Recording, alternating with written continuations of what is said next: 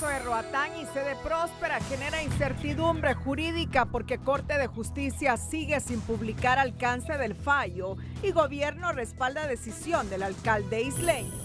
Banco Central oficializa que deslizamiento de la moneda llega a 25 lempiras por $1 por corregir medidas erráticas, dicen analistas, mientras las reservas siguen cayendo. Altos oficiales militares y jefe de la Policía Nacional enmudecen al ser consultados sobre tratado de extradición. Los militares no siguen a su general y la policía rehúsa el tema. Doris Gutiérrez sale en defensa del general Roosevelt al afirmar que su discurso fue siguiendo el método dialéctico que se opone al capital.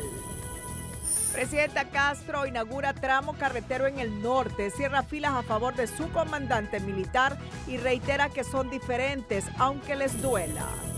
Policías, militares y funcionarios del gobierno entre los principales agresores hacia los defensores de los derechos humanos y de los territorios, revela informe. Gabriel Rubí seguirá alargando su estadía en la cárcel al otorgarle 2 jueces por causas distintas de detención judicial. García Luna se apresta a recibir la condena de una posible cadena perpetua por narcotráfico y Evo Morales es citado a declarar por un tribunal. Este es su noticiero TN5 Estelar con Renato Álvarez y Cristina Rodríguez.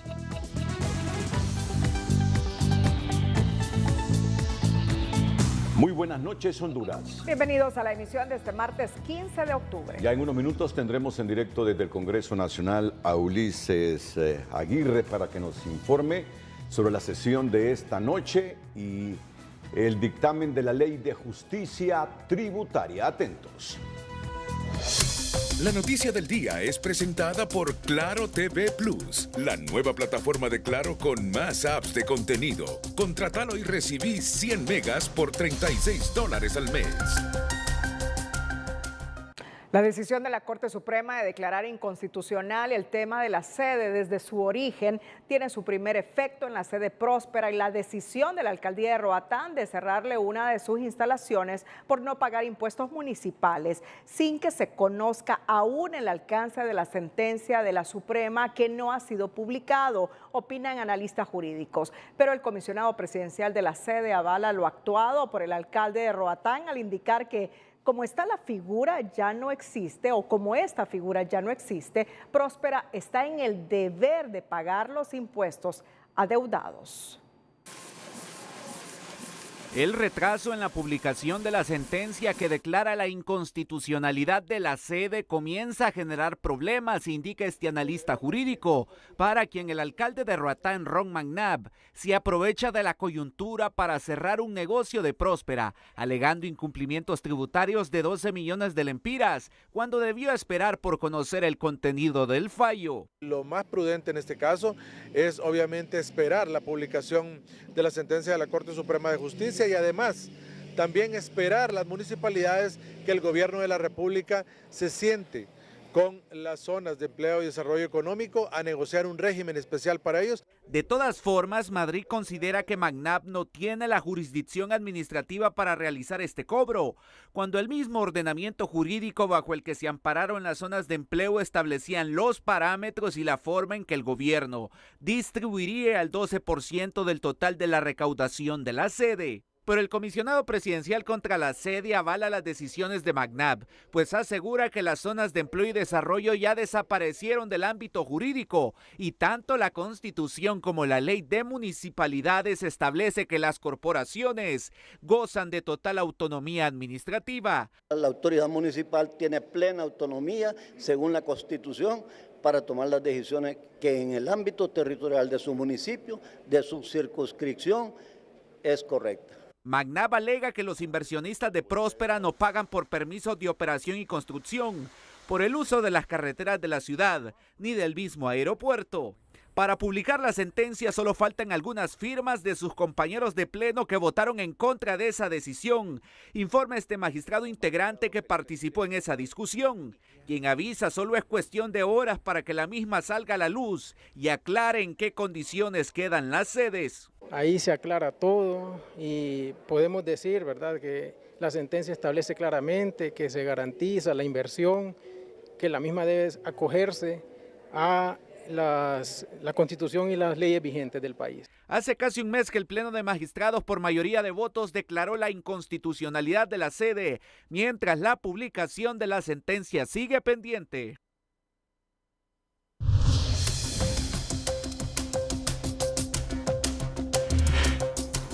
Felipe Espir, uno de los magistrados liberales que respaldaron tanto la declaratoria de inconstitucionalidad de la sede como la legalización de la amnistía política o pacto de impunidad, defendió este martes que sus actuaciones fueron basadas en ley. Yo lo que puedo garantizarles es que el juramento que dimos como magistrado fue cumplir y hacer cumplir la Constitución y las leyes, y eso es lo que estamos haciendo. Nuestros criterios en la Corte Suprema, cada vez que integremos el Pleno, van a ser criterios apegados jurídicamente a la ley y a la Constitución. Eso es lo único que es el mandato constitucional y la promesa que rendimos. Espir participó en ambas reuniones en su condición de magistrado integrante, dado que los magistrados de la Sala Constitucional ya no podían conocer ambas causas tras no lograr unanimidad en su fallo. Frente a la Dirección Regional de Trabajo en San Pedro Sula, decenas de trabajadores de la empresa Delta en Cortés se han manifestado para reclamar sus derechos laborales. Muchos de estos obreros han conformado un colectivo que decidió ser defendido por profesionales del derecho del Bufete de Justicia para la Dignidad, ya que consideran que el sindicato les falló, situación que los obliga a solicitar un diálogo con las autoridades de la Secretaría de Trabajo, pero con quienes los representan y que a su vez se encargarán de interponer las demandas legales a nivel nacional e internacional. Miren ustedes lo que está pasando con los sindicatos. Este sindicato de Delta Cortés, mejor dicho, los trabajadores de la empresa Delta Cortés prefieren a estos abogados independientes que al sindicato, porque dice que el sindicato les ha fallado. Y la necesidad de un diálogo tripartito por el empleo ante la situación que enfrentan centenares de obreros producto del cierre de varias empresas en el Valle de Sula se vuelve una prioridad, indicaron dirigentes obreros, previo a una reunión privada que sostuvieron sindicatos y representantes de la Secretaría del Trabajo para abordar la situación de más de 2.000 desempleados por el cierre de las empresas Delta, Cortés y Honduras. La mayoría de obreros de empresas que han cerrado operaciones ahora piensan en los desafíos que tendrán que enfrentar al no contar ni con empleo ni con un salario. Bastante difícil, créame, porque ¿cómo le va a explicar usted a sus hijos? En mi caso yo solo tengo una, pero tengo compañeros que tienen niños muy pequeños. ¿Cómo les explica a ellos que usted no tiene dinero? Que usted no tiene dónde ir a buscar trabajo. Una, porque la mayor parte de nosotros pasamos de 30 a 35 años. Es muy difícil que ahora nos den empleo. Buscan un diálogo con las autoridades de la Secretaría de Trabajo, pero donde realmente se escuche de boca de ellos, de los que han quedado sin empleo, su sentir.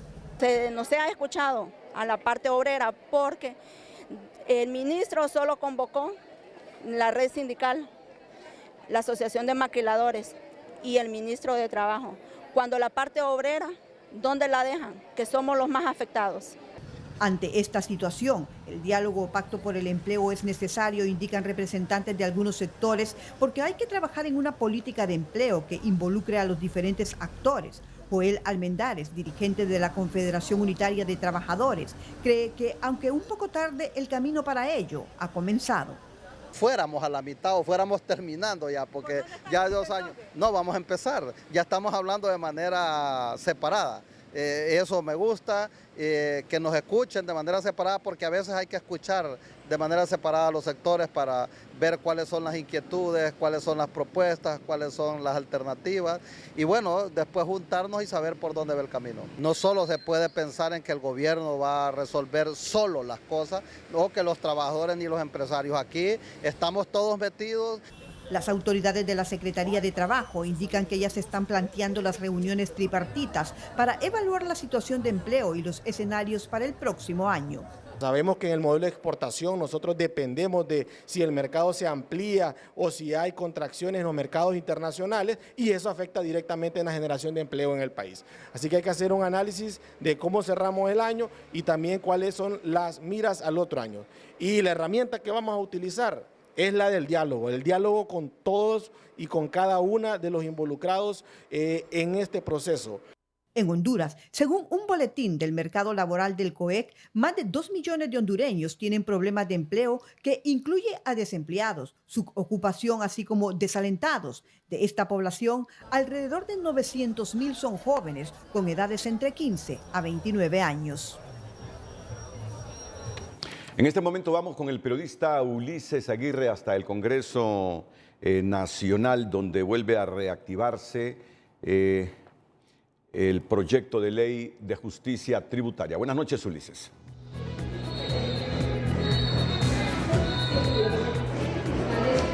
Buenas noches, Renato, Cristina. En efecto, aquí en el Congreso Nacional, cuando nadie se lo esperaba, el titular de este poder del Estado, el diputado Luis Redondo, pues ha salido con el anuncio que ahora mismo dice, después de tomar la palabra, leer un resumen de lo que, según él, justifica la aprobación de la Ley de Justicia Tributaria, pues ha dicho, inmediatamente después de que termine la palabra o mis palabras, presentaré el dictamen. Ya es el dictamen que se está presentando aquí en el Congreso Nacional. Están en la lectura del artículo 35 en este momento, en medio del bullicio acostumbrado aquí en la Cámara Legislativa, porque el jefe de la bancada del Partido Nacional, el diputado Tomás Zambrano, pide la palabra para intervenir en esta que solo es lectura, no es discusión, pero no, ha continuado la lectura, no le están dando la palabra a nadie aquí en el Congreso Nacional, Renato. Así es que ya se va avanzado en el primer debate, en la lectura de la Ley de Justicia Tributaria, y en unos momentos estaremos dándole a conocer qué es lo que ha dicho el diputado Luis Redondo al momento de anunciar y presentar este dictamen aquí en la Cámara Legislativa. Este es el ambiente, Renato, Cristina, televidentes de TN5 Estelar, de la bancada del Partido Nacional, exigiendo que les den participación y la palabra en la lectura del primer debate de la Ley de Justicia Tributaria. La gran expectativa es si es el mismo documento que en su momento se cabildeó, se concertó, se consensó, o este es otro documento que ha venido aquí al Congreso Nacional. Apenas se va con el artículo 35 de este dictamen de la Ley de Justicia Tributaria, Renato. No, es el mismo proyecto, solo que ha sufrido reformas después de la socialización. Recuerda que se ha reunido la comisión respectiva con empresarios, con obreros, con distintos sectores. Y desde el Congreso se informa que han sido tomadas en cuenta varias de las sugerencias. Por lo tanto, valdrá la pena en los próximos minutos u horas conocer cuáles son las reformas que ha sufrido ese proyecto original de la Ley de Justicia Tributaria. Esto es lo que decía hace algunos minutos el presidente del Congreso, Luis Redondo, sobre el inicio de este primer debate del dictamen de Ley de Justicia Tributaria. Que cobra más impuestos a los pobres y beneficia a una pequeña élite económica. Durante los últimos 12 años, 40 decretos fueron aprobados bajo una lógica corrupta entre élites económicas, diputados de los anteriores congresos nacionales y funcionarios públicos, cuyo fin fue privilegiar a una pequeña cúpula de la gran empresa nacional. Como consecuencia, el pueblo hondureño, por medio del gobierno, habrá dejado de recaudar 628.938 millones. Repito, 628.938 millones, es decir, 25.157.560.000 dólares. Entre junio del 2009 y diciembre del próximo año 2025, debido a las exoneraciones fiscales. Y otro punto que anunció hoy el presidente del Congreso Nacional, Luis Redondo. Si no reúne los votos para aprobar esta ley de justicia tributaria, se va a someter a la consulta popular en el próximo proceso electoral. Escuchémoslo. Con la votación y aprobación se sabrá a quién pertenece el voto de cada congresista, si pertenece a una clase privilegiada o al pueblo hondureño. Y que no se equivoquen, que si la clase privilegiada ha logrado comprar a la mayoría de la voluntad de congresos nacionales anteriores, todavía quedan los mecanismos de participación ciudadana como el plebiscito, el referéndum y la consulta ciudadana que fácilmente se pueden hacer en las próximas elecciones generales para aprobar esta ley de justicia tributaria en favor del pueblo hondureño. Reitero esto que ha pronunciado el presidente del Congreso: si no se consiguen los votos para aprobar esta ley de justicia tributaria, queda la consulta popular para el próximo proceso electoral. Es una opción que no ha descartado esta noche Luis Redondo. Vamos a ir a nuestra primera pausa comercial. Cuando regresemos, el tipo de cambio de referencia cerró este martes en 24.8766 lempiras para la compra y 25.0010 lempiras para la venta. Conseguir $1 en Honduras en este momento cuesta un poquito más de 25 lempiras. Les tendremos los detalles aquí en el Noticiero Líder en unos minutos. Pero antes, en Educación Financiera, conozca algunos mitos sobre el dinero que debe considerar para un mejor manejo, tanto en sus compras y endeudamiento. Educación Financiera es presentada por Banpaís. Descarga, regístrate y disfruta lo que te gusta con la nueva app Club BP de Banpaís. Siempre de tu lado. ¿Pagar con tarjeta de crédito hará que descontrole mis finanzas? Falso. Aunque esta idea es muy común entre las personas, la tarjeta de crédito ayuda a tener la facilidad de financiar artículos que necesitamos con el beneficio de pagarlos un tiempo después. Además, le ayuda a saber en qué está gastando, ya que mes con mes puede revisar su estado de cuenta en donde se detalla lo comprado. ¿Es mejor gastar mi dinero hoy que ahorrar? Este es un mito muy común, ya que muchas personas gastan el dinero extra que les llega en vez de ahorrarlo. Si ahorra desde ahora, en el futuro podrá ver muy buenos resultados financieros. Además, ahorrar le protege contra imprevistos como la pérdida del trabajo o una enfermedad. Imposible planear mis compras, por eso no administro mi dinero. Seguro que existen compras inesperadas como una medicina porque su hijo se enfermó o la adquisición de unas cortinas nuevas. Sin embargo, no todos los gastos surgen de imprevisto. Por lo anterior, debe presupuestar y llevar una buena administración de su dinero. Bueno, tal como les informábamos hace algunos minutos, el tipo de cambio de referencia cerró este martes en 24.8766 lempiras para la compra y 25.0010 lempiras para la venta. Así lo oficializó el Banco Central, intentando corregir una serie de decisiones erráticas que tendrán su impacto inmediato en el costo de la producción y aumento de precios, en donde las empresas requerirán de más lempiras para comprar los insumos y servicios que pagan en dólares, aseguran los analistas económicos. Pero en este momento, nuestro analista económico en los noticieros de Televicentro, Roberto Lagos, nos está enviando nuevos datos oficiales del Banco Central de Honduras para este miércoles. Compra 24.8810 y la venta 25.0054, medio centavo más. Este miércoles hay que revisar el precio de la subasta, podría volver a incrementarse. 12 centavos de deslizamiento a partir de septiembre. Sara Carranza nos tiene los detalles. Economía Hoy es presentada por Banco de Occidente. Ahorra en cada etapa de tu vida con Banco de Occidente.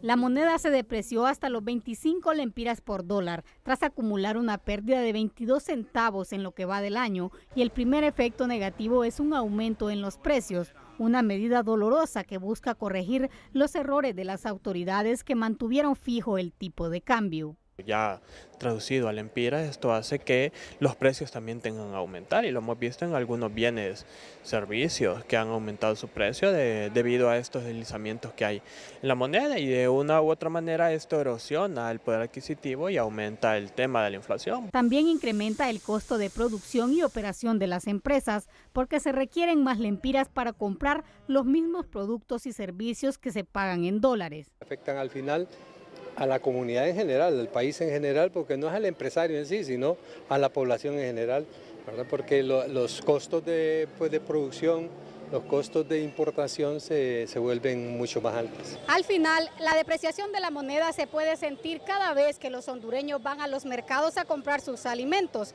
ya que más del 70% de los productos agroalimentarios son importados. El costo del empira frente al dólar en ese sentido va a tener un efecto completamente directo dentro de lo que es el sector agropecuario. Eso va a encarecer lógicamente los costos de producción y definitivamente el costo que va a tener en la canasta básica, que es uno de los mayores problemas, ¿verdad?, que podemos ver en un futuro en el efecto hacia el consumidor. Por otro lado, la depreciación beneficia a los exportadores y las familias que reciben remesas, pero al ser un país altamente importador es mayor el impacto negativo, y la única forma de remediarlo es que se produzca y se exporte más, porque hasta ahora la economía hondureña se sostiene por las remesas familiares. Sara Carranza, Telenoticias.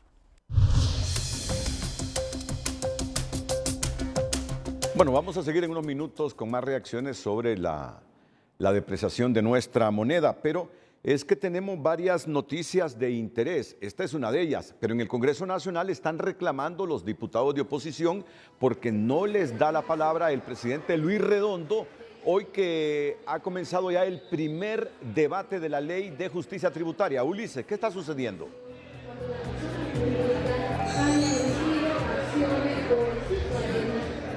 Bueno, la bancada nacionalista, Renato, aquí en el Congreso Nacional, después de estar en sus escaños, se han levantado y han llegado o se han acercado a la presidencia o a la Junta Directiva del Congreso Nacional a exigir la palabra.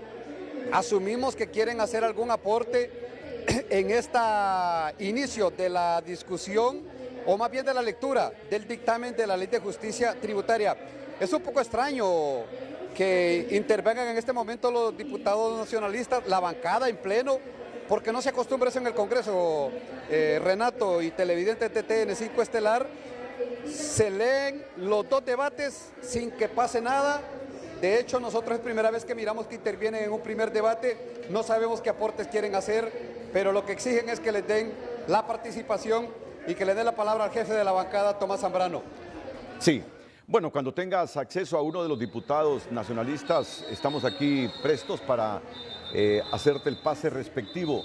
Nos escribe a TN5 Estelar Germán Lobo, ex consejero suplente electoral, para decirnos: es clara motivación política la del señor Redondo en cuanto a someter a la consulta popular la Ley de Justicia Tributaria. También requiere su aprobación en el Congreso por 86 votos para que el Consejo Nacional Electoral la aplique.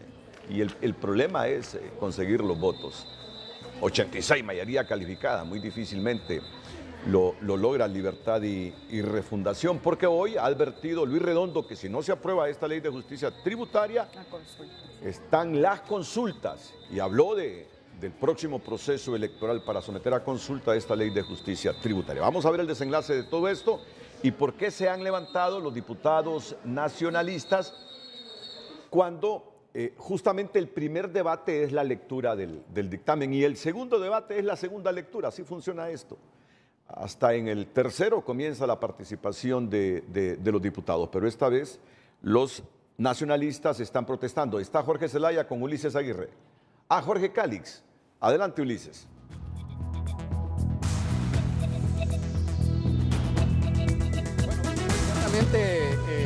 El diputado Jorge Calix de la bancada del Partido Liberal. Y bueno, ¿qué ha pasado? ¿A usted le comentaron los diputados nacionalistas o el diputado Tomás Zambrano por qué se pararon? ¿Por qué quieren intervenir? Porque si lo miramos que estaba platicando, incluso usted estaba en el grupo, diputado, ¿qué está pasando en el Congreso y por qué esta intervención? Bueno, Tomás pidió la palabra haciendo uso de los atributos que le da la ley para presentar una moción de orden.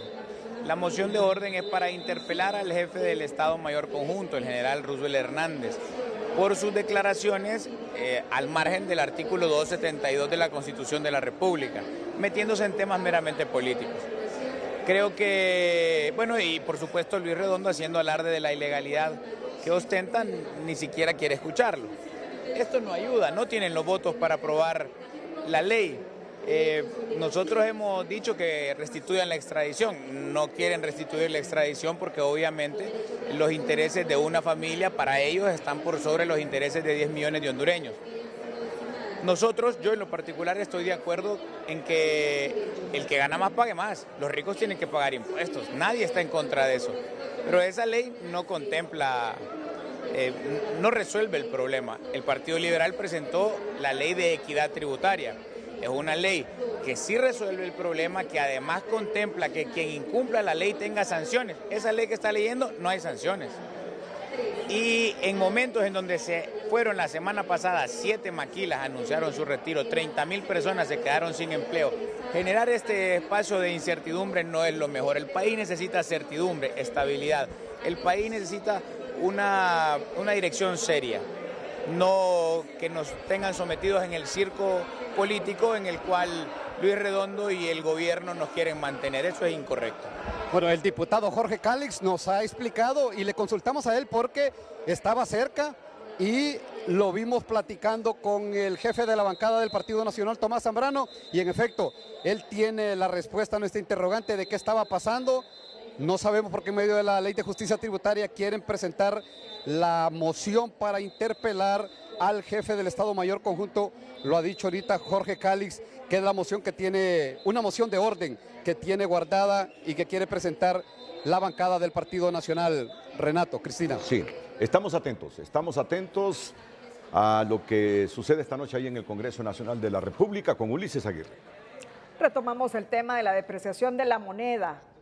Para el economista sanpedrano Jorge Interiano, la depreciación de la moneda no es más que un trancazo que afectará directamente el poder adquisitivo de los ciudadanos. Un impuesto prácticamente que cae directamente al pueblo, al trabajador, porque los salarios siguen iguales, pero no, el Empira, ya con el Empira no podemos comprar más.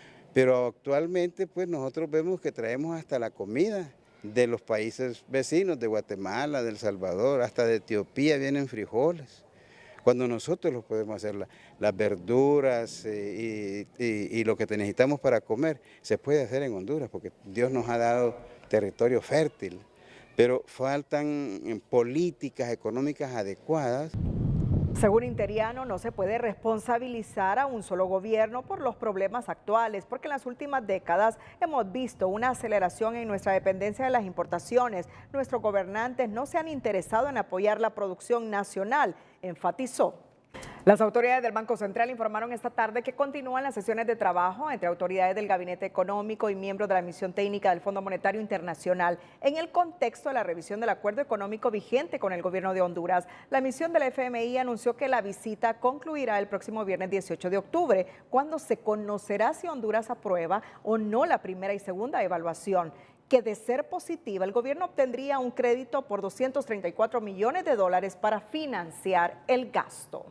Las reservas internacionales siguen cayendo en el país pese a las medidas tomadas por el Banco Central de subir tasas y devaluar la moneda. Pero el vicepresidente del Congreso Nacional, Hugo Noé Pino, pide no alarmarse porque el nivel de reservas sigue siendo estable y esperan fortalecerlas con el dinero que salga del FMI cuando pasen las 2 revisiones al acuerdo que realiza una misión de ese organismo desde la semana pasada.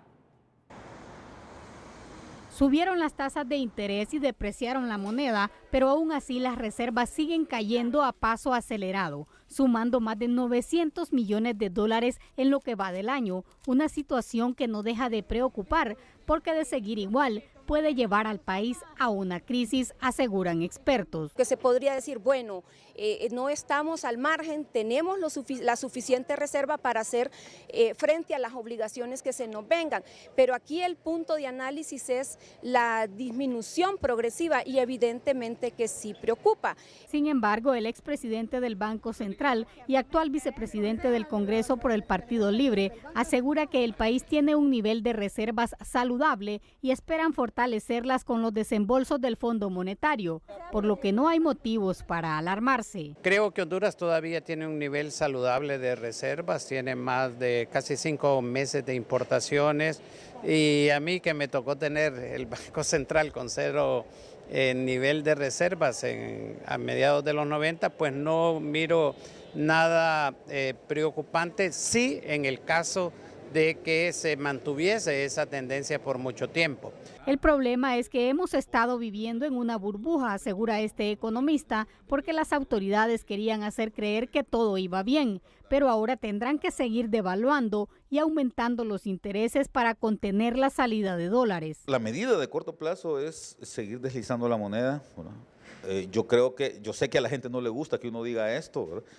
Yo sé que le llaman neoliberal a uno cuando dice esto, bueno. Raudales cree que por fin los que medio saben de economía en el directorio del BCH se están dando cuenta del error. Era engañarse a sí mismo.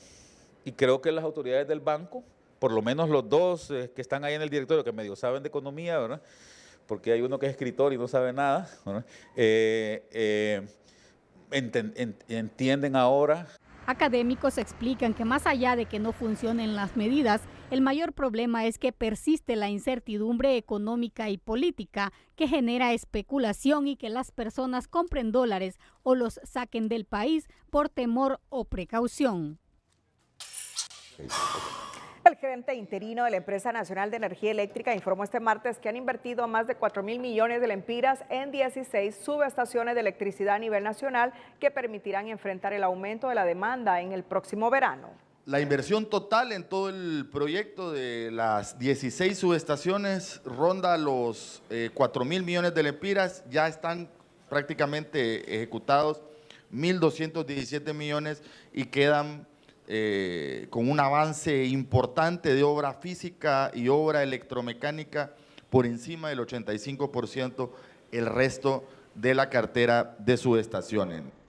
El funcionario anunció que varias subestaciones siguen en proceso de licitación. Por otro lado, felicitó a las autoridades del Congreso Nacional por aprobar una interpretación del plazo de renegociación de los contratos, porque traerá rebaja a las tarifas. Sin embargo, representantes de sociedad civil piden al legislativo que no la ratifique porque es un riesgo para la transparencia e intenta encubrir el incumplimiento y legalizar la operación de una empresa térmica en el norte del país. El emprendedor de este día es para una catracha que ha logrado abrirse paso fuera del país y hoy genera empleo para la comunidad latina.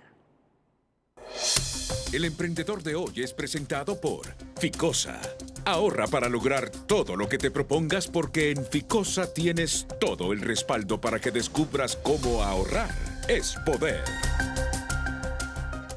Carla's Event es un emprendimiento en la ciudad de Atlanta, Georgia, Estados Unidos, creado por Carla Martínez, una hondureña que salió hace muchos años de su natal Trujillo, Colón, y ha logrado salir adelante ofreciendo sus servicios de decoraciones para eventos corporativos y particulares. El paquete completo, comida, que es el banquete, ¿verdad? Meseros, equipo de meseros, el bartender. Tenemos también lo que es la mantelería y aparte, porque mantelería es una, y lo que es decorar es otra cosa. Entonces ofrecemos todo completo, DJ, también DJ animadores, si es evento infantil también tenemos un equipo de payasitos. A través de la observación logró el conocimiento y a base de dedicación y responsabilidad le ha servido para ser el preferido, en especial por la comunidad latina en Atlanta. Y ahí vi cómo empezaban a decorar, cómo es que organizaban el evento, cómo ellos hacían lo que es planeaban el evento y dije yo lo voy a hacer, yo puedo. Y así es como comenzó lo que fue Carla's Event LLC. Carla Martínez le ofrece sus servicios en cualquier estado de los Estados Unidos y fuera de él y siempre con la misma calidad. Es Carla's Event LLC en la página de Facebook e Instagram y el número es el 886-3351. Con este emprendimiento también Carla Martínez genera empleo a muchos migrantes hondureños, especialmente en las actividades del fin de semana. En Atlanta, Georgia, Héctor Madrid, Telenoticias. Miren, la diputada nacionalista Merari Díaz Molina dice en su cuenta de ex, doctor Hugo Noé Pino, ¿boicotear? Sea sincero y cuéntele al pueblo hondureño que no tienen los votos. Solo ocupan 65 votos para aprobar la ley de justicia tributaria. Asuman su fracaso de gobierno. Es que ese es el problema realmente que está pasando Libertad y Refundación. No puede reunir 65 votos porque no los tiene como bancada, los ha perdido. Ya saben ustedes cuántos diputados de Libre se convirtieron al liberalismo, se pasaron al Partido Liberal. Ha perdido las alianzas Libre en el Congreso y ahora no tiene ni para hacer mayoría simple. Y en este momento está el primer debate de la Ley de Justicia Tributaria, decía Jorge Calix, que no tienen los votos. Jorge Calix manifestaba recientemente que el Partido Liberal apoyaría la Ley de Justicia Tributaria solo si el partido en el gobierno se echa para atrás, para decirlo de manera popular, con la denuncia del tratado de extradición a Estados Unidos. La diputada Lizy Cano con Ulises Aguirre en el Congreso. Adelante.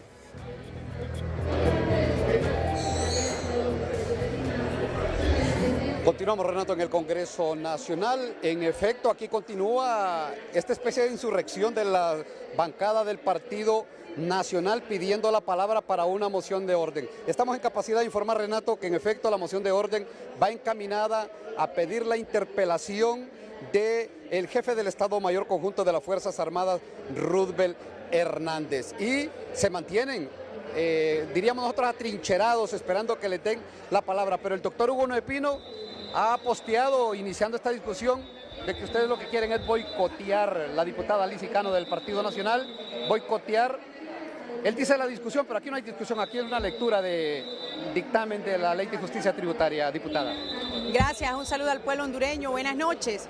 Bueno, efectivamente, eso ha posteado el diputado Hugo Noé, pero yo le dije ahí, estando frente a él, ¿cuál boicot? Nosotros hemos manifestado en todo momento que de la manera que está presentada este proyecto, nosotros no lo vamos a apoyar. Entonces no entiendo a qué boicot se refiere, si ellos deberían estar absolutamente claros, porque lo hemos venido manifestando durante todo este año y medio que ha estado en el ambiente la discusión de la Ley de Justicia Tributaria, que nosotros no vamos a apoyarla. Para apoyar una ley de esta naturaleza se deben escuchar todos los sectores, debemos promover o procurar una ley que incentive la inversión, que efectivamente pague el que más ingresos tiene y el que más gana, pero eso no significa que nosotros vamos a apoyar una ley que desincentive la inversión y que no pueda traer capitales que lo que van a generar es empleo y desarrollo. Entonces, de ninguna manera nosotros estamos haciendo un boicot y, como bien usted lo ha dicho, esta es la lectura del primer debate. ¿Cuál boicot? Además, le repito, nosotros hemos sido claros y enfáticos desde el principio que no vamos a apoyar la Ley de Justicia Tributaria de la manera que está presentada. Así que no hay boicot,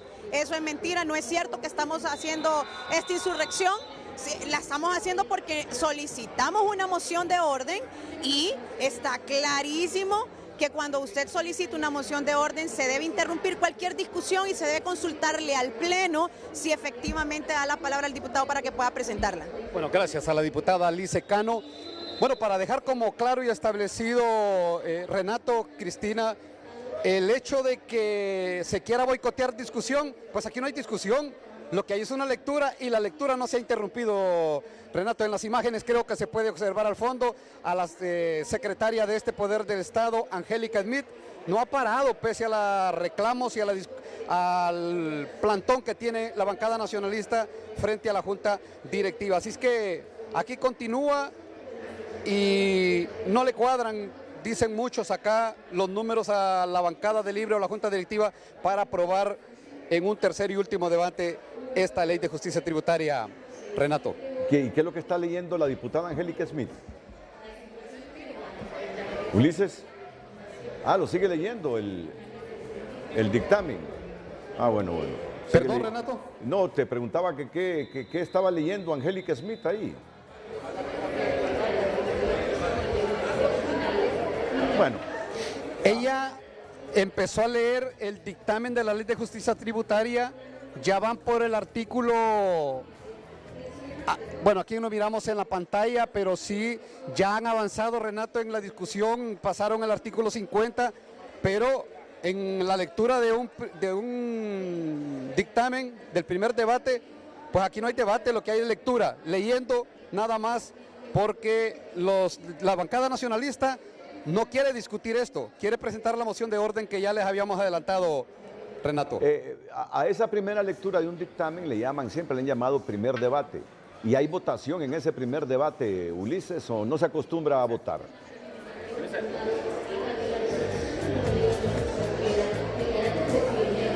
En el primer debate sí se somete a votación, pero ya además de trámite lo leen así como popularmente decimos a mata caballo, no se le aporta, no se le agrega, no se le quita. Es hasta el tercer y último debate que ya prácticamente se le hacen los aportes o se sabe si va a pasar o no va a pasar un proyecto, una manifestación o en este caso un dictamen como el que está en este momento en lectura, Renato. Y el problema, como decía hace algunos minutos, es que no tienen los 65 votos. Y si para aprobar esa ley de justicia tributaria no necesitan mayoría calificada, no necesitan 86 con 65, pero no los tienen. No los tienen. Ese es el problema de Libertad y Refundación en el Congreso Nacional. Bueno, ¿qué fue lo que dijo Hugo Pino? Que el Partido Nacional, en su cuenta de ex, él escribió, el Partido Nacional quiere boicotear en el Congreso Nacional la discusión de la ley de justicia tributaria que ha esperado 1 año y 6 meses para su discusión. Eso escribió el doctor Hugo Pino. Por eso le respondió Merari Díaz. Doctor Hugo Pino, boicotear, sea sincero y cuéntele al pueblo hondureño que no tienen los votos, solo ocupan 65 votos para aprobar la ley de justicia tributaria, asuman su fracaso de gobierno. Eso es lo que está pasando en el Congreso Nacional. Sigamos con nuestra agenda informativa. El jefe de la bancada de Libre, Rafael Sarmiento, aseguró que las declaraciones del jefe del Estado Mayor Conjunto sobre la ley de justicia tributaria son de un ciudadano que tiene derecho a emitir opiniones sobre temas de país. Bueno, Fuerzas Armadas son ciudadanos del país, de Honduras, tienen opinión, tienen criterio y lo que ellos no tienen es beligerancia en acciones electorales, ¿verdad? Ustedes recuerdan en el pasado como en el 2009, en medio de la crisis política del golpe de Estado, Romeo Vázquez Velázquez salió levantándole el puño a Roberto Micheletti Baín. Sarmiento agregó que los tiempos han cambiado y Honduras ahora es un estado democrático y poco a poco las Fuerzas Armadas han recobrado la confianza del pueblo. Por su parte, la designada presidencial Doris Gutiérrez dijo que no hay que estigmatizar las declaraciones del jefe del Estado Mayor Conjunto, Roosevelt Hernández, ya que él solo hizo uso de un método dialéctico para profundizar sobre un tema de país como es la ley tributaria. Nosotros creo yo que no debemos estigmatizar el hecho de plantear realidades que vivimos los hondureños y que nunca profundizamos en las causas. Entonces, ese enfoque dialéctico que él hizo, tesis, antítesis y síntesis, va orientado a buscar el origen. Es más, yo le hubiera agregado el componente de impunidad y el componente de corrupción. Gutiérrez aseguró que la ley de justicia tributaria es nada más que una normativa de justicia social para que aquellos que están exonerados por muchos años del pago de impuestos puedan pagar. La presidenta Castro respaldó el discurso del jefe del Estado Mayor Conjunto en el que aboga por la ley de justicia tributaria. Es la primera vez que un general habla de la realidad que vive nuestra sociedad. Y él, con sus palabras, manifestó que era necesario hacer conciencia. Castro recriminó que la oposición mantenga una campaña negativa contra su gobierno. Este día en el programa de debates frente a frente, 2 altos oficiales militares y el jefe de la Policía Nacional enmudecieron al preguntársele su opinión sobre la decisión del gobierno de denunciar el tratado de extradición. apenas balbucearon para decir que ese es un tema político, distanciándose así del jefe del Estado Mayor Conjunto de las Fuerzas Armadas, que en un acto protocolario fustigó porque no se aprueba en el Parlamento la polémica ley tributaria. Los militares no siguieron la línea de su comandante y el jefe de la policía evadió la incómoda pregunta del por qué en la lucha contra las drogas, Honduras ahora ya no quiere aplicar la extradición. En Coro, 2 jerarcas militares y uno de la policía evadieron este martes en el foro de debates frente a frente referirse a la decisión presidencial de denunciar el tratado de extradición con los Estados Unidos y, curiosamente, todos dicen que ese es un tema político y que ellos son hombres de uniforme, respetuosos de sus instituciones y competencias. Me abstengo, le digo, Renato, a hacer comentarios referente a eso, ya que eso es una cuestión más que todo política. Nosotros realmente en la parte nuestra de Fuerzas Armadas es mantener ese espacio. Es un tema entre un Estado y otro Estado y se delibera en el ambiente político y legislativo de nuestra nación.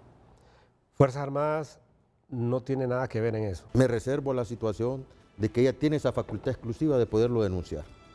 Y es una facultad que le da a ella sabrá cuáles fueron sus motivaciones. Mire, si es algo contradictorio, es eso, que se refiere a un tema tributario y no un tema de seguridad del país. Ellos deberían de opinar sobre el por qué se denunció el tratado de extradición, por qué Honduras puede ser paraíso para los traficantes de drogas. Ahí se tienen que opinar, porque son los que van a cuidar la soberanía del país. Y es que la versión de militares y policías contrasta con la declaración del jefe del Estado Mayor Conjunto, Roosevelt Hernández, que el fin de semana pasado se apartó de la solemnidad de un evento militar para entrar a un tema fiscal y espinosamente político que se estira y encoge en el Congreso Nacional. Yo le preguntaría al jefe del Estado Mayor Conjunto qué piensa de la extradición. Si volvemos al tema de la extradición o se mantiene como la presidenta. Sería una buena pregunta que hacerle al general Roosevelt, ¿verdad? Preguntarle qué piensa de la extradición. Irónicamente, los hombres de verde olivo ahora prefieren hablar de finanzas y eludir temas ligados a la narcoactividad, pero sobre todo a la denuncia del tratado de extradición, y no tanto por miedo a enfrentar a los antisociales, sino más bien por temor, dicen muchos, a incomodar al primer círculo de poder. Sin lugar a dudas, ellos hablan de temas políticos siempre y cuando no les creen conflicto con el poder, pero no hablan de temas políticos y específicamente de la extradición, porque este es un tema sensible que toca directamente a la familia presidencial. Para el congresista Antonio Rivera Calleja, los oficiales de las Fuerzas Armadas y el director general de la Policía vacilaron y se mostraron temerosos este lunes en el programa Frente a Frente porque no sabían si discrepar con el jefe del Estado Mayor Conjunto, Roosevelt Hernández, o de plano vibrar en su misma frecuencia. No solamente estaban asustados, sino que estaban preocupados de qué iban a decir, porque dijeron ellos en cuestión de segundos, ¿hacemos como mi general o mejor nos abstenemos? Al final se abstuvieron, pero por temor. Para muchos, los militares y policías no tendrían que preguntarle a nadie para referirse y fustigar la denuncia del tratado de extradición por tratarse de un tema que los involucra y los expone al peligro, pero sí deberían, dicen, desmarcarse de las polvorosas y contaminadas discusiones de los políticos. Bueno, aclaramos que el contraalmirante Eustacil Agarín Tomé Flores es el comandante general de la Fuerza Naval de Honduras. El director de la Organización, Operación y Adiestramiento de las Fuerzas Armadas, Rafael Orellana, confesó este martes que en el programa Frente a Frente que ya tienen el visto bueno y la orden de la presidenta Xiomara Castro para cotizar y comprar un radar que le dé autonomía a Honduras en la lucha contra la narcoactividad. Ha dado la orden de que empecemos a hacer las gestiones para la adquisición de un de tecnología y de un radar que va a ser instalado en el sector de la Mosquitia. Eso nos va a venir a nosotros a dar las capacidades para poder tener autonomía en la lucha contra el narcotráfico.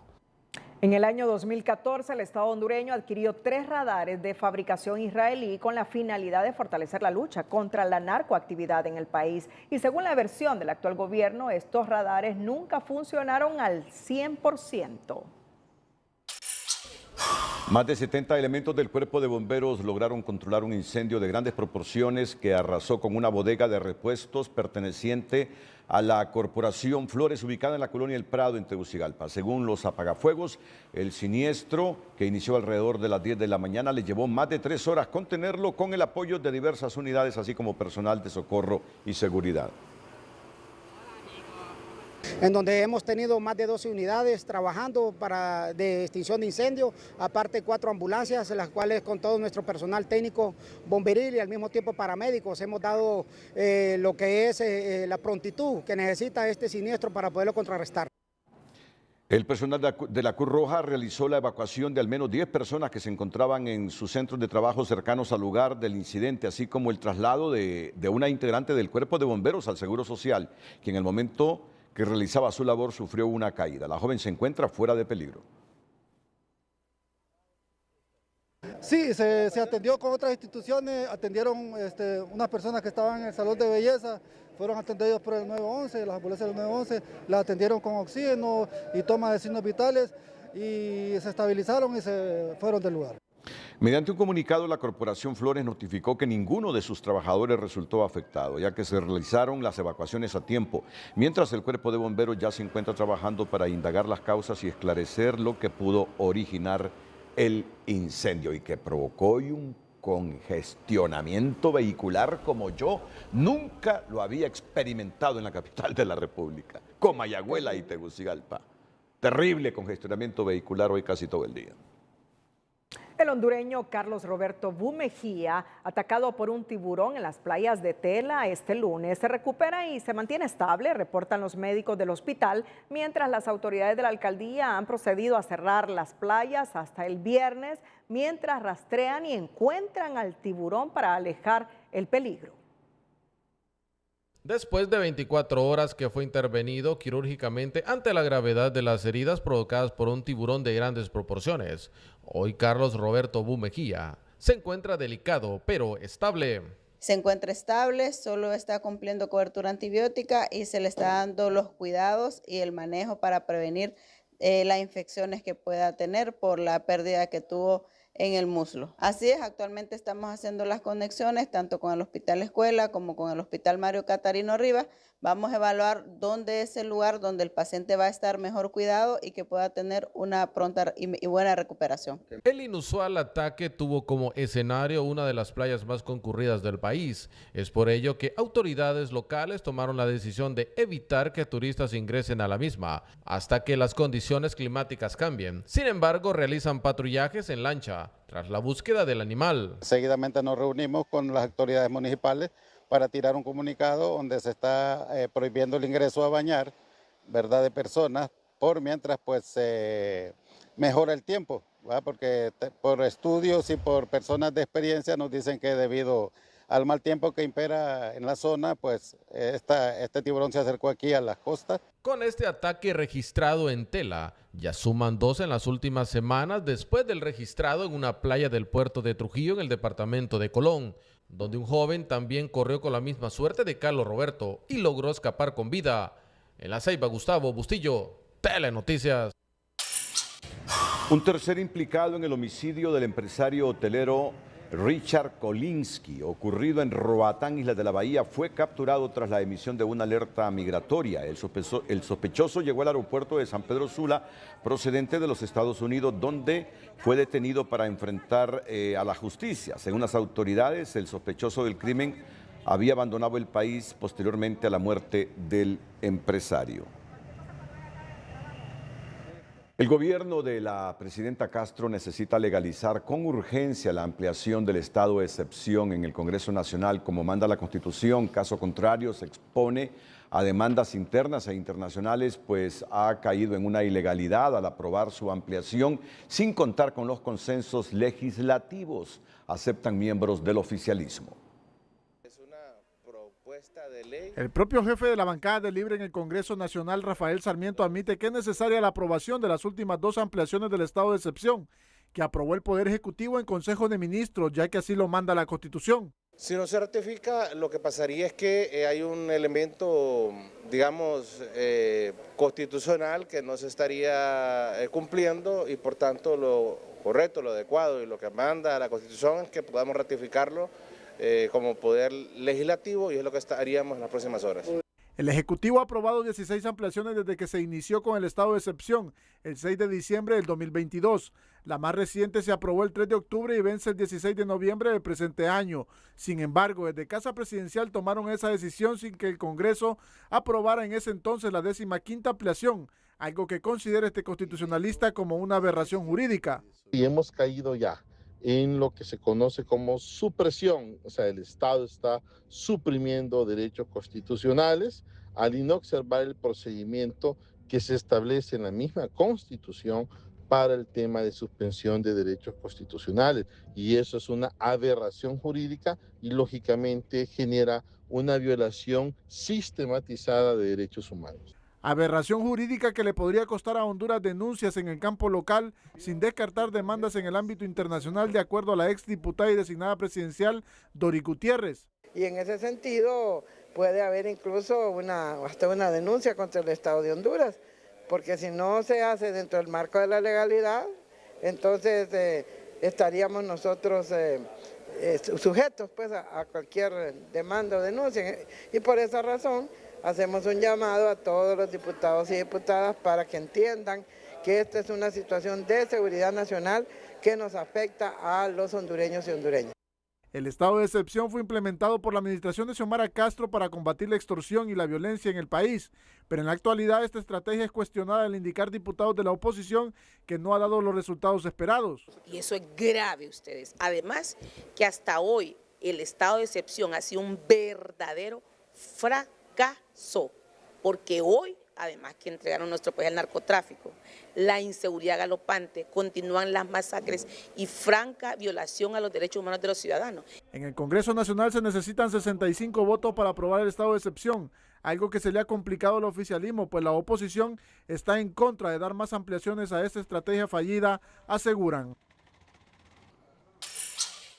Para la directora del Observatorio de la Violencia, Migdonia Ayestas, el garantizar el acceso a la tierra, proteger a sus defensores e incluso garantizarles un mecanismo de protección debe ser una prioridad para las autoridades del gobierno, considerando que muchos de estos casos son víctimas de agresiones, amenazas e incluso muchos son asesinados y su caso queda en total impunidad. Sin duda se requiere que el Código Procesal Penal, que el Código Penal que ha tipificado estos delitos sea y los sancione de manera grave, porque muchos de estos delitos se bajaron las penas. Y esto, por eso es que la gente habla del Código de la Impunidad, precisamente porque a las que más les afecta es a las que no agravó, sino que le bajó las penas. Esto es un problema en el país y es necesario abordarlo.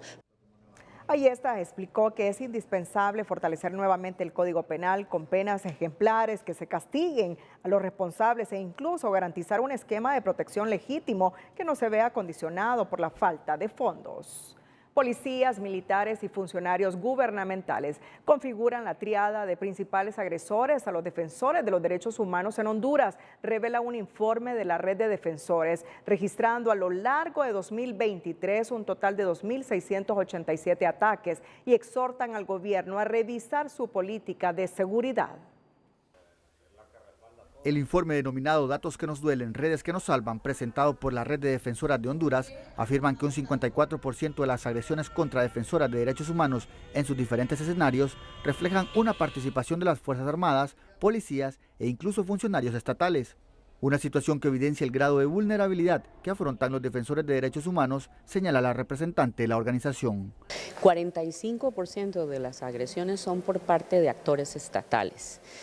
Eso se reafirma aquí en Honduras, en donde las agresiones pueden ser por parte de la Policía Nacional, por parte del Ejército u otro tipo de Fuerzas Armadas y también en contubernio con empresas, por ejemplo, empresas extractivas, ¿no? ¿Qué vemos? Que hay tendencias regionales en donde lo que estamos observando es que los estados no son estados fallidos, para nada, son estados que están protegiendo los intereses pues, de las oligarquías nacionales, de empresas transnacionales. Según la red, durante el 2023 contabilizaron alrededor de 2.687 ataques a defensores a nivel nacional, donde la policía e incluso las Fuerzas Armadas figuran con una participación del 26.9% y un 15.5% en actos de violencia, intimidación y amenazas, una condición que, según el analista Carlos Sierra, es un llamado al gobierno a revisar su política de seguridad. El Estado de Honduras debe poner un especial énfasis, en primer lugar, en las políticas que está generando hacia estas personas. En segundo lugar, el tema de protección. Y en tercer lugar, el tema de sanción. Si hay policías y militares que todavía mantienen patrones machistas en cómo se dirigen o en su actuación en contra de las mujeres y defensoras de derechos humanos, debe haber una sanción.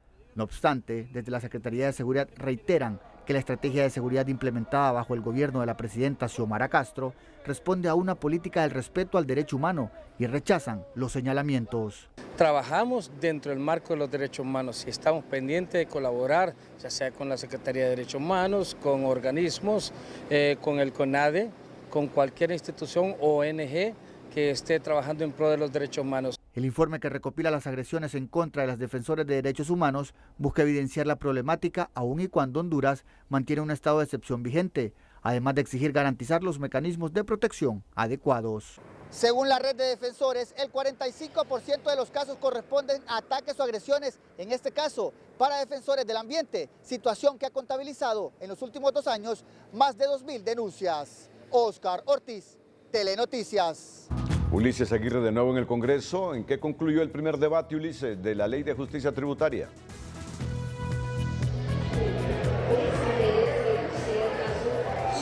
Continúa la discusión aquí en el Congreso Nacional, más bien la lectura del primer debate de la Ley de Justicia Tributaria.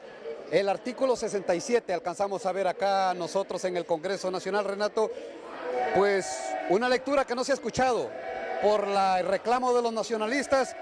Lo que sí se ha escuchado, Renato, y creo que es lo que ha primado en esta sesión, es de la bancada de oficialista, de la bancada de Libre, que les dicen a los nacionalistas no volverán, y desde la bancada nacionalista que está de pie, que les dicen Libre nunca más y fuera el familión. Eso es lo que ha primado hoy aquí en el Congreso Nacional, ya características en estas sesiones en el Poder Legislativo, Renato. Una lectura que va a terminar así como empezó, en medio del bullicio.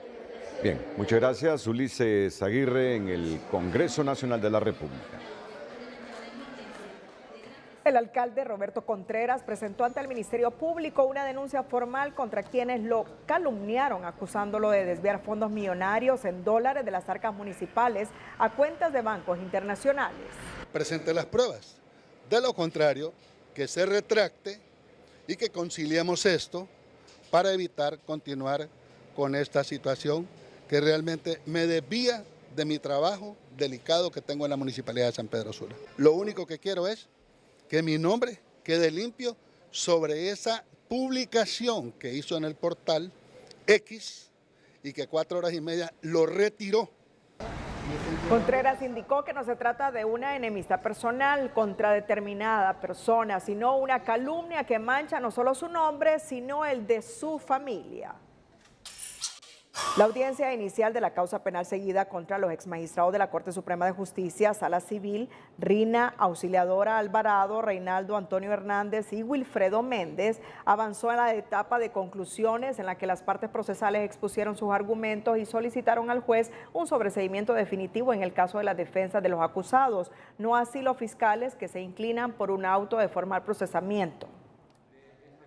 Se demostró nuestra inocencia y como les dije la vez pasada, este fue un hecho que fue estudiado a plenitud por los 3 compañeros. Además, el Pleno de la Corte, de nuestra Corte, 2016-2023, rectificó el acta y nos ordenó deliberar, fallar y votar. En ningún momento ha habido una maquinación fraudulenta de nuestra parte y hemos actuado con absoluto respeto al imperio de la ley. Solicitado un sobreseimiento definitivo porque consideramos que el Ministerio Público nunca logró acreditar las argumentaciones que se habían esgrimido dentro del contexto del requerimiento fiscal. El juez convocó para el jueves 24 del presente mes, cuando dictará resolución. Un juez en materia de criminalidad organizada y corrupción celebró audiencia de declaración de imputado en una causa seguida contra el exministro de Copeco, Gabriel Rubí, acusado por la compra supuestamente irregular de percoladoras y otros enseres durante la pandemia de COVID-19. Bueno, efectivamente, ayer ingresó un requerimiento fiscal, un nuevo requerimiento fiscal para el ciudadano Gabriel Rubí Paredes, acusado también en esta ocasión por el delito de fraude y violación a los deberes de los funcionarios. Esto en relación a la sobrevaloración de enseres domésticos como percoladoras y otros, ¿verdad? Aquí, pues, este día se le ha dictado detención judicial por este expediente. El juez señaló la audiencia inicial para el próximo jueves 17 a las 9 de la mañana. Bueno, hay otra causa. Hay otra causa que se le imputa ahí a Gabriel Rubí por los ventiladores mecánicos. Nos actualiza en relación a esta imputación Vicente Turcios. Muy buenas noches, compañeros en estudio. Estoy con el abogado Alexander López, es el representante procesal de don Gabriel Rubí. Ha sido suspendida en este momento la audiencia inicial. Básicamente queda la valoración probatoria y que la juez emita la resolución el día de mañana. Nos ha convocado a las 10 de la mañana y estaremos puntuales para obtener pues la resolución que estime el juez en este caso. ¿Qué ha pasado con esos ventiladores realmente? Cuénteme. No, los ventiladores son en aquel momento muy útiles, ¿verdad? Y siguen siendo útiles todavía. De hecho, igual las Fuerzas Armadas que recibió y bienes nacionales que son parte de ellos están en buen estado, ¿verdad? Eso lo valoraremos, lo valoramos dentro de la audiencia. De igual manera, la juez también tendrá que estimarlos y la función que prestaron en su momento de pandemia, que ahora parece ser que lo estamos desconociendo, ¿no? Sí. Puntualmente, abogado, le pregunto, por ejemplo, el Ministerio Público, por supuesto, ha solicitado un auto de formal procesamiento argumentando que esos ventiladores, contrario a lo que usted me dice, están inservibles. Pues lo contrario, obviamente no compartimos las decisiones que presenta el Ministerio Público.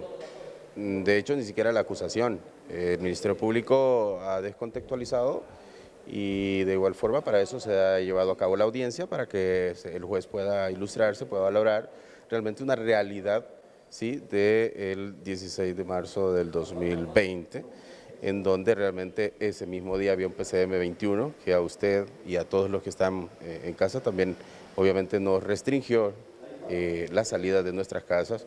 Muchas gracias, compañeros en estudio. Es el abogado Alexander López, defensor privado del exministro de Copeco, Gabriel Rubí, a quien hemos visto descender del lugar donde se realizó la audiencia ya para entrar a este despacho, donde abordará un vehículo que lo llevará nuevamente al centro penitenciario donde está recluido. Mañana conoceremos la resolución del juez. Vuelvo con ustedes.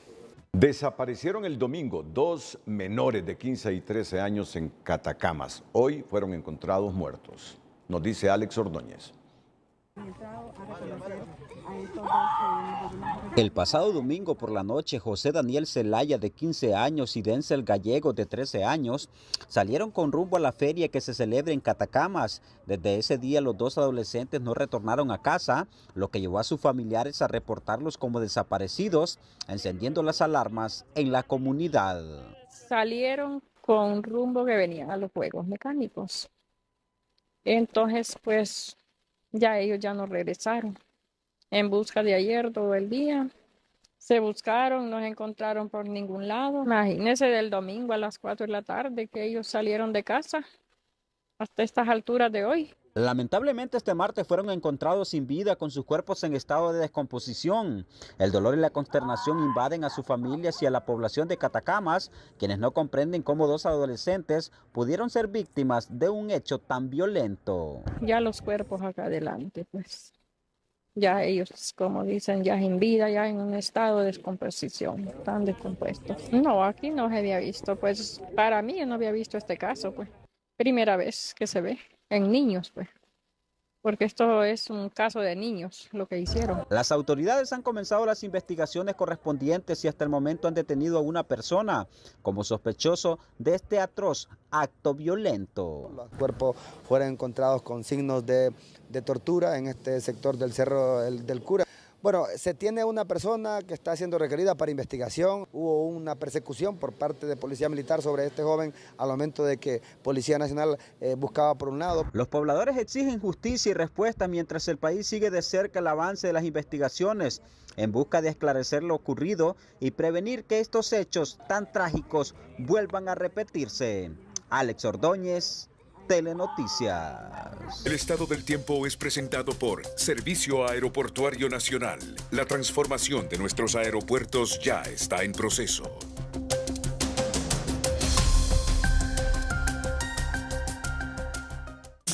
Hola, ¿qué tal? Mire qué noticia con la que iniciamos. La NOAA, que es la agencia especializada en vigilar el espacio y los océanos, pues nos está diciendo y emitiendo una alerta 5, que es una alerta máxima para el Caribe por una ola de calor marino capaz de matar todos los corales de la zona. Y la alerta se extiende también hacia Centroamérica y México, pero en una alerta categoría 4, es decir, el tipo de alerta 5 tiene un alto riesgo y el 4 para nosotros también tiene un alto riesgo, así que podríamos ver blanquearse nuestros corales en todo el arrecife mesoamericano y llevarlos a la muerte. Mientras seguimos la pista de lo que está el Centro de Huracanes indicando, que continúa la posibilidad de formación de al menos una depresión tropical al este de Honduras y Nicaragua. Mire lo que puede pasar. En este momento los frentes fríos están en descenso sobre el Golfo de México, entonces están sirviendo de pared y cualquier huracán que se pueda formar no tiene alternativa de ir hacia arriba, sino irse a la parte baja. Entonces son días muy difíciles lo que estaremos pasando, por lo menos los próximos 10 a 12 días, mientras otros modelos nos están indicando cómo la baja presión interactúa con el frente frío y eso no le permite un desarrollo rápido, entonces se mantiene aportando una especie de humedad, casi un giro centroamericano, y eso pues nos dará abundante lluvias y ya para el día sábado el sistema se habrá introducido sobre el territorio nacional y en complicidad con el frente frío, entonces nos dejan volúmenes importantes de agua. Aquí vemos nuevamente la rotación de lo que me estoy refiriendo, el frente frío que desciende, mientras la baja presión está aquí, justamente haciendo este movimiento, levantando humedad desde el Caribe hacia el territorio hondureño y el resto de Centroamérica, pasando por el Pacífico, una especie de círculo que